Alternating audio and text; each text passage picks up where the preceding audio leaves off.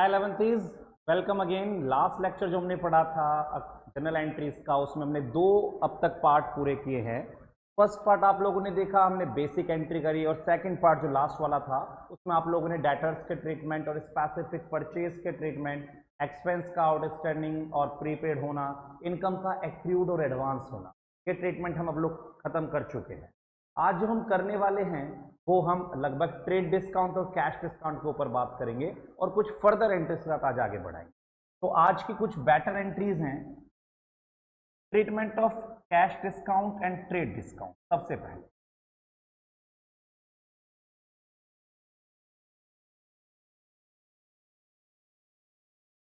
Trade discount and cash discount, इनसे जुड़ी हुई जर्नल भी बहुत इंपॉर्टेंट होती है बेटा। आप लोगों को शायद याद होगा, मैंने पढ़ाया था कि ट्रेड डिस्काउंट तो अमाउंट केवल डिडक्ट करते हैं, अमाउंट इज डिडक्टेड ओनली, इसको हम शो नहीं करते हैं, नोट शोन इन बुक्स, इसे बुक में शो नहीं किया जाता। और कैश डिस्काउंट आपको याद होगा, shown in books, shown in books, और टाइमली पेमेंट या फिर इमीडिएट पेमेंट के केस में ये अवेलेबल। टाइमली पेमेंट या इमीडिएट पेमेंट एक ही बात होती है। Example number 1, purchase goods from Dinesh. ध्यान से समझना हर एक एंट्री। ₹10,000 दिनेश से 10,000 रुपए का सामान खरीदा एट 10% ट्रेड डिस्काउंट। और ये नहीं बता रहा नगद उधार है, आपको पता है क्योंकि आपको नाम मेंशन कर रखा है, तो ट्रांजैक्शन क्रेडिट मानी जाएगी। अब आप खुद ही कहोगे सर सामान का जो लिस्ट प्राइस था वो 10,000 था और 10% का ट्रेड डिस्काउंट हो गया यानी कि 1,000, तो सर वास्तव में परचेज कितने की हो पाई? 9,000। तो परचेज तो 9,000 की है, क्योंकि उधार है तो आप एंट्री करोगे purchase account debit to Dinesh. तो मेरे ख्याल से इस एंट्री में आपको कोई दिक्कत नहीं होनी चाहिए, ये तो डायरेक्ट एंट्री है, क्रेडिट है। लेकिन अगर एंट्री कुछ ऐसे होती,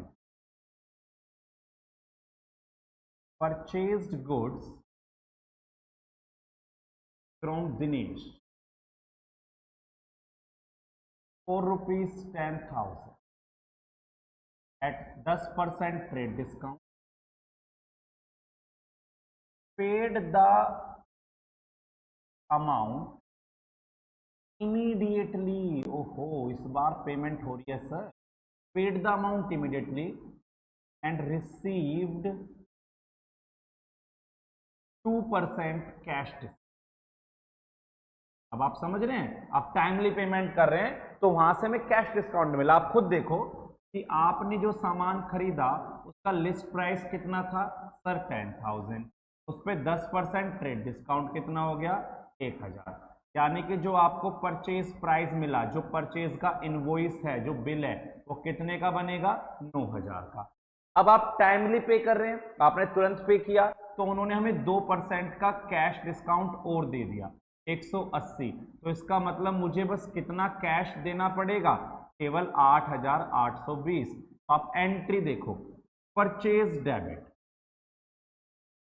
परचेज तो आपने 9,000 की ही करी है, लेकिन आपके पास से कैश कितना जाएगा? 8820। और आपको डिस्काउंट रिसीव्ड, क्योंकि आपका ये रिवेन्यू काइंड ऑफ होता है, वो कितने का मिल गया? 180 का। तो आई होप ये वाली बात भी समझ में आ गई होगी। अब इसका थर्ड पार्ट हम लेके आते हैं। थर्ड पार्ट इसका, purchase goods from Dinesh ₹10,000 at 10% trade discount, paid half the amount immediately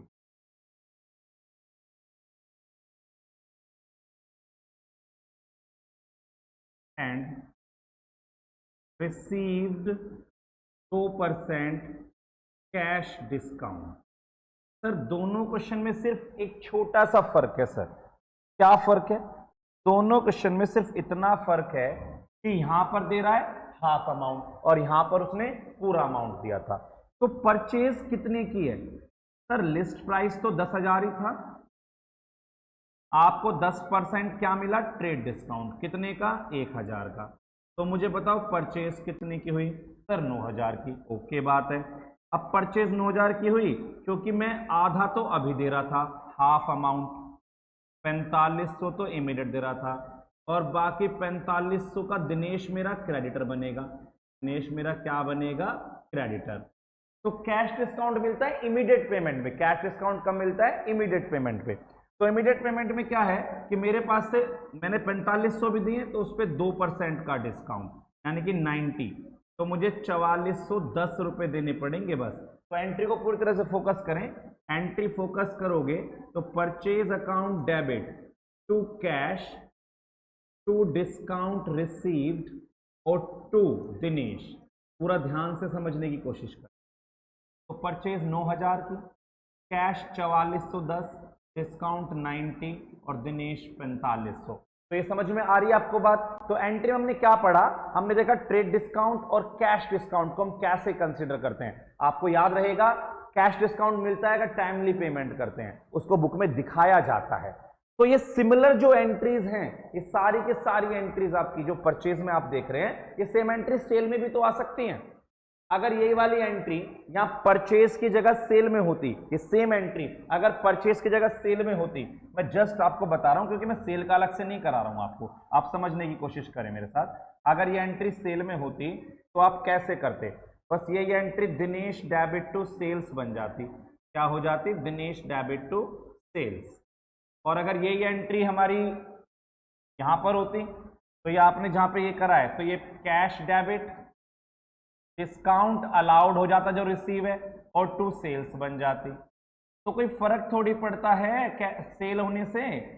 और अगर ये एंट्री भी सेल में होती तो ये तीनों चीज debit, cash debit, discount allowed debit, Dinesh debit, to sales हो जाता।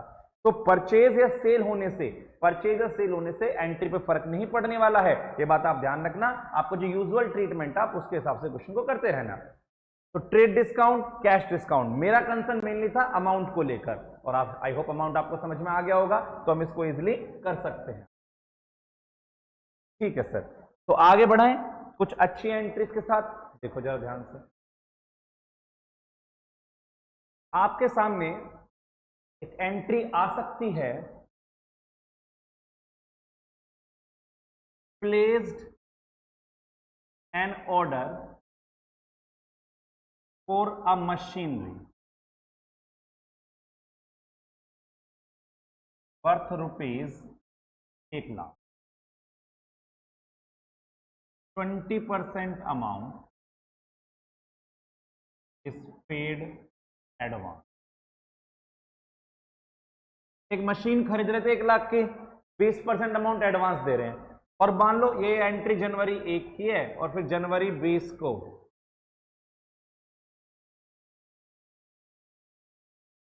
got the delivery of machinery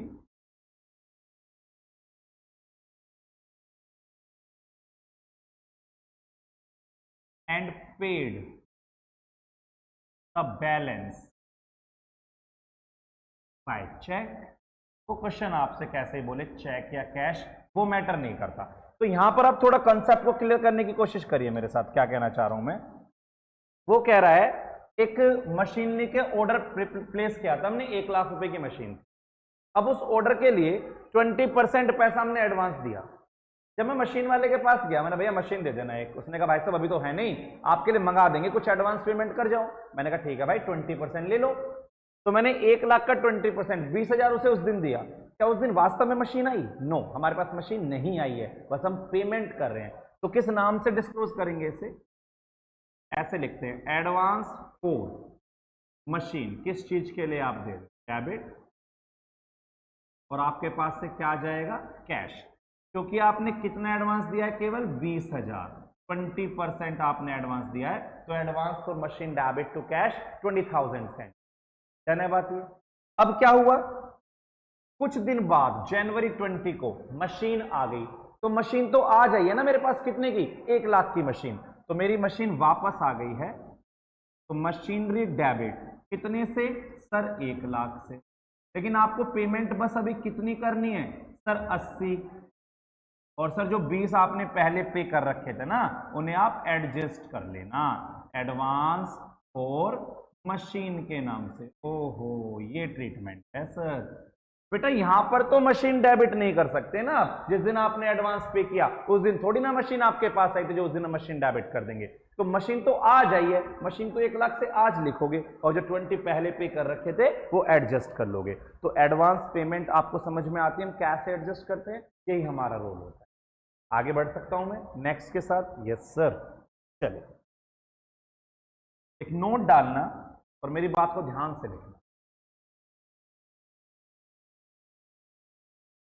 amount spend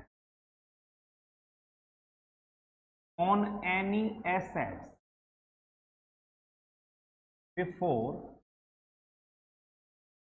it is put to use. किसी भी एसेट्स को यूज करने से पहले किए गए खर्चे are always included in the cost of assets, in the cost of assets.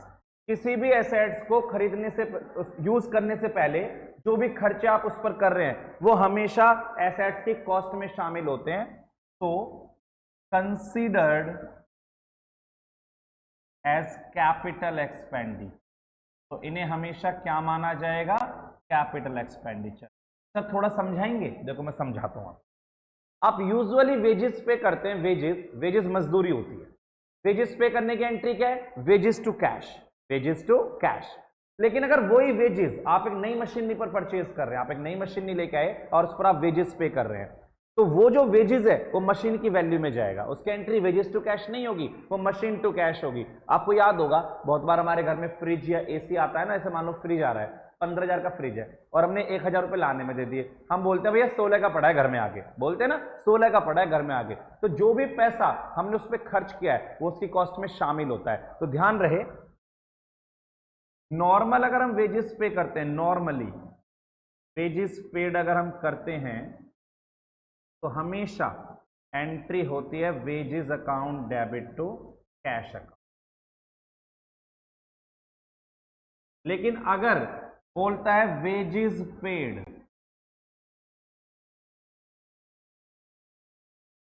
On installation of new machine, चाहे वो वेजेस बोले चाहे वो रिपेयर बोले कि भाई वो बोला एक सेकेंड हैंड मशीन खरीदी रिपेयर पे खर्च किया, या वो बोले कैरेज पे खर्च किया, मशीन लाए कैरेज पे, तो ऐसा कोई भी खर्चा बोले तो ऐसे हर केस में ये खर्चे मशीन की वैल्यू में जाते हैं। एंट्री होती है machine account debit to cash. ये बात याद रखना, काम की बात है, बिल्कुल इंपॉर्टेंट बात है, कभी भी डिस्कस की जा सकती है, कोई दिक्कत नहीं है बेटा। कॉन्सेप्ट तो यही होते हैं, जनरल में से ज्यादा बाहर कॉन्सेप्ट नहीं होते। अब एंट्रीज को हम थोड़ा अच्छे से पढ़ सकते हैं, जैसे अब मैं कुछ मिक्स एंट्री 2-4 करा देता हूं, फिर उसके बाद बात करेंगे। बोल रहा है paid rent ₹20,000, half of the premises was used for the residential purpose of proprietor। कह रहा रेंट पे किया है 20,000, आधी जो जगह थी वो प्रोपराइटर अपने रेजिडेंशियल पर्पस के लिए यूज करता था। तो सर टोटल रेंट तो आपका 20,000 जा रहा है, उसमें से आधा 10,000 तो वास्तव में जो बिजनेस में यूज हो रहा है वो तो रेंट है, लेकिन बाकी का 10,000 तो पर्सनल है। सर जो पर्सनल है वो तो रेंट नहीं है, उसे तो हम ड्राइंग के नाम से जानते हैं। बेटा बिल्कुल एग्री कर रहा हूं मैं आपकी बात। तो आप एंट्री क्या करोगे, रेंट नाम का खर्चा तो बिजनेस का 10,000 ही है, तो बाकी 10 क्या है वो पर्सनल है, वो किस नाम से आएगा, ड्राइंग्स के नाम से। हाँ, कैश हमारे पास से 20 ही जाएगा, इसमें कोई शक नहीं है कि कैश हमारे पास 20 जाएगा। ओके बात है, आनी चाहिए बात आपको। Next entry, rent paid rupees 20,000, 1/4 is related to next. Sir rent pay कर रहे हो 20,000, इसमें से 1/4 यानी 5,000 रुपया वो अगले साल के हैं। वो क्या है? अगले साल के हैं। तो सर एंट्री कैसे करो? आप दो एंट्री कर सकते हैं। पहले तो आपने रेंट पे किया, रेंट टू कैश 20 पे किया, या तो आप ये करो रेंट टू कैश 20। अब इस 20 में से 5 क्या है? अगले साल के प्रीपेड। याद करो परसों की entry, prepaid rent to rent. अगर प्रीपेड आएगा तो प्रीपेड रेंट टू रेंट कितने से कर सकते हो? इससे 5,000, क्योंकि 1/4 5,000 अगले साल। तो आप या तो ये दो एंट्री कर लो, नहीं तो आप सीधा ऐसी एंट्री भी कर सकते हो, rent debit 15,000, prepaid rent debit 5,000 और टू कैश 20,000। लेकिन देखो लॉजिकल तो यही है, लॉजिकल तो यही है, ये लॉजिकल है। वो तो रिजल्टेड इफेक्ट होता है, वो मैं रिकमेंड नहीं करता, वास्तव में जनरल ये हुई है। क्लियर है? आपसे कोई कह रहा है रेंट पेड रुपीज 10,000 और रेंट आउटस्टैंडिंग भी है 2,000, तो आप आराम से करो। आपको रेंट पे वाली एंट्री पता है, रेंट टू कैश होती है, हाँ सर 10,000, और रेंट आउटस्टैंडिंग की भी आपको पता होगी, rent debit to outstanding rent. आप एक में करना चाहो मिक्स करके एक में कर लो, आप अलग अलग करना चाहो अलग अलग कर लो, गलत आपकी कोई नहीं काटने वाला है, वो एक ही बात होती है। तो ये आउटस्टैंडिंग प्रीपेड एडवांस का चक्कर आप आराम से कंसीडर करो और ये आराम से आपका हो भी जाएगा, इसमें आपको दिक्कत नहीं आने वाली। आगे बढ़ाएं बात? Yes sir. तो आगे बढ़ाओ और देखो जरा treatment of insurance claim. Insurance claim question कहता है गुड्स कॉस्टिंग रुपीज 10,000 पर लॉस्ट बाय फायर।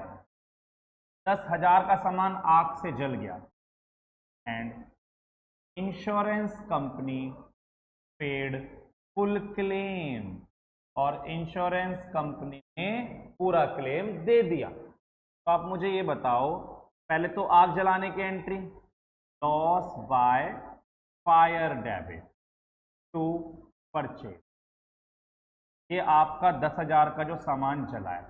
पता है क्या होता है? जैसे ये तो आग लगी, फिर आग लगते ही अगली एंट्री आपको करनी है क्लेम ड्यू करने की, क्योंकि जैसे ही आग लगेगी ना, अब भागे भागे जाओगे इंश्योरेंस कंपनी के पास कि भाई साहब पैसे दे दो, आग लगी, नुकसान हो गया, और इंश्योरेंस कंपनी आपकी डेटर बन जाएगी।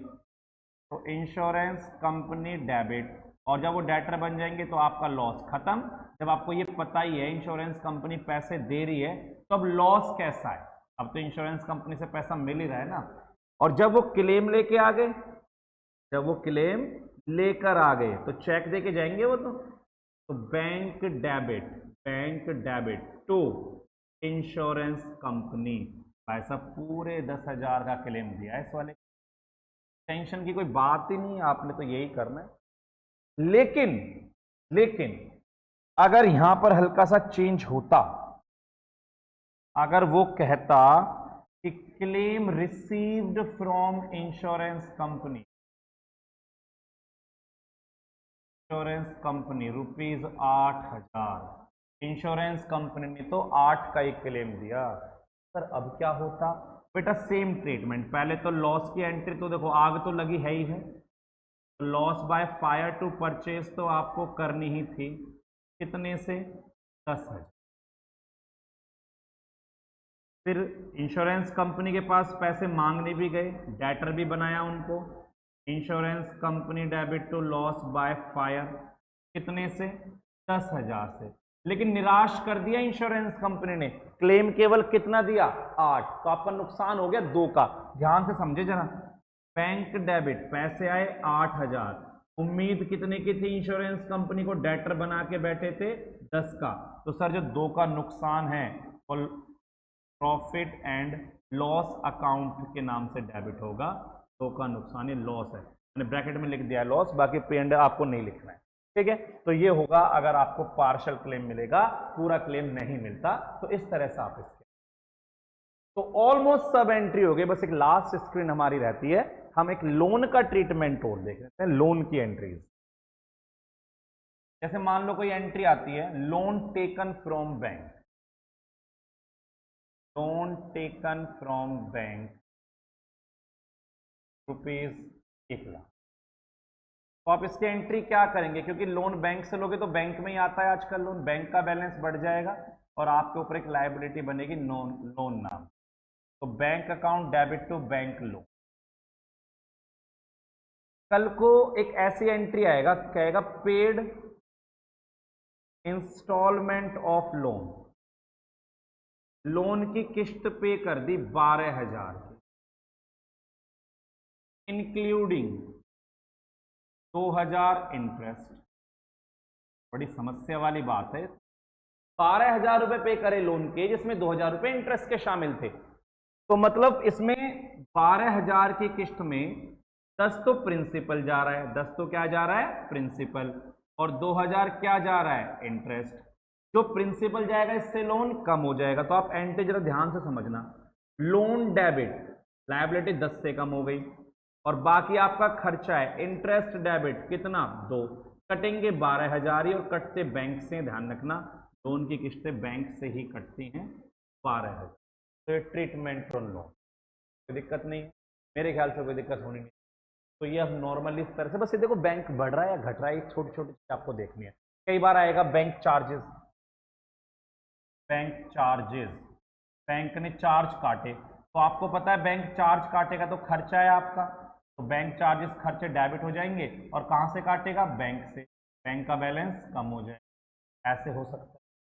कभी कभी कहेगा interest on investment collected by the bank, interest on investment collected by the bank, मान लो आपने कहीं इन्वेस्ट कर रखा था, या एफडी समझ लो आपकी, उसका इंटरेस्ट आया तो बैंक का बैलेंस बढ़ेगा, तो बैंक अकाउंट डेबिट, क्या चीज आई है, इंटरेस्ट।